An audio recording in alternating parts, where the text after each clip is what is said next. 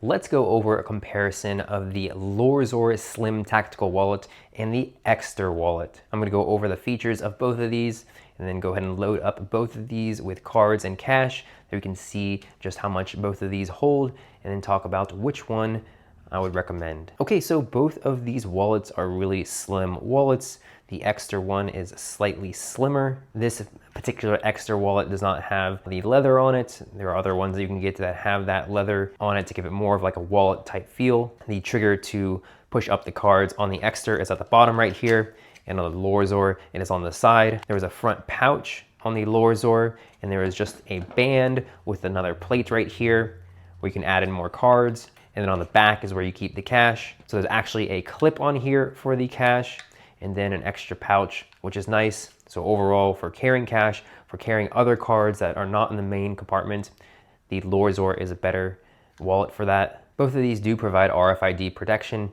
so you won't be susceptible to any scanners stealing your information from your cards. So personally, I have had the Ekster wallet for 4 years and I really like it.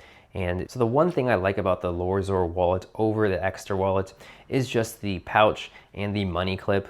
Just having a band on this with a plate is just not as good of a solution. As you can see, the band is already a little bit worn out. Of course, I don't have any cards on here. I usually always have cards in here, as well as some cash, at least a couple bills. So this is always going to be a little bit more expanded and a little bit tighter as it is. You can see it's a little loose right here. So that's not really that big of an issue, but just having an actual clip is really nice. That way I know that it's not just gonna wear out. I have the safety knowing that it's a metal clip here. Also, what's nice is these have 2 holes on the side, just in case you wanted to add an AirTag or clip this to something. It'd just be really nice to have that on the Ekster wallet as well. Okay, so let's go over how many cards I can fit in the different compartments. So with both of these, the main compartment, they can both fit 7 cards, which is a lot. We can go ahead and push them on up with the little lever at the bottom. Smoothly comes on out and fans out the cards. You can easily grab one, no problem at all, or push them back in. So really nice. Okay, and then just pushing down, very smooth as well, fans out the cards also.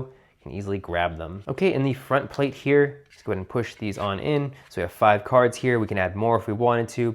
They fit 5 really comfortably. Of course, the more that you add, the thicker the wallet will get and the more that the band will be stretched out. So I usually keep it to around 5. But with 12 cards, that's plenty of cards to have, at least for me. And then we'll just fully load this with 7 cards so you can see what it looks like. So that's the thickness of it. 7 cards here, 5 cards here. And then really you can fit a ton of bills in here, but again, it's based on the band. And with the band, it's nice. It has a little grip on the bottom, so it's gripping to the plate as well as gripping the cash right here. But I wouldn't put more than 10 bills on here. So we have 10 bills right here, fit them on. So then we have a fully loaded wallet. Again, we can add in some more. That's the one nice thing about the band. So if we really needed to carry more bills or more cards, we could. We would just risk stretching out the band a little bit too much. But you have a look with it fully loaded, super compact. So that's the one thing about the Ekster wallet. It's more compact than the Lorzor. It's a little more slim. Of course, this isn't fully loaded yet, but as you can see, it's fairly similar without it fully loaded. Okay, now let's fully load up the Lorzor wallet. 7 cards in front, in the main compartment. Then we have our little pouch, 5 cards. Fit those on in. It's just easier to fit in the cards. So the front pouch goes to the Lorzor. And the same with the Lorzor, 10 bills. You can fit a little bit more, but it just gets a little bit too hard to take in and take out. The cash, you can see right there, it's more of a snug fit.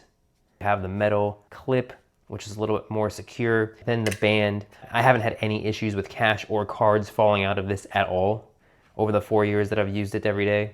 So not an issue at all, but it's just a little more tight. And you can compare here, just the thickness without anything in here and this fully loaded. Okay, so which one of these wallets would I pick up now? It's really a tough decision. I would probably go with the Ekster, but the Lorzor is a really close second. The mechanism is just a little bit smoother on the latest edition of the Ekster wallet. This is incredibly smooth though. You can just, I don't know if you can just see it through here, just how easy that is to push down and just the cards come out so nice. But the Ekster wallet, just how slim it is and just the cards, this mechanism is so smooth.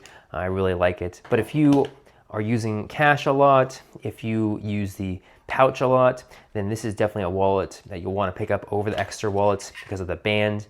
This is just a nicer solution. Having a clip, having a pouch as opposed to just a plate and a band. That's the really only complaint with the Exter wallet, is just this band system thing. And it's a nice touch that these have little holes on the side.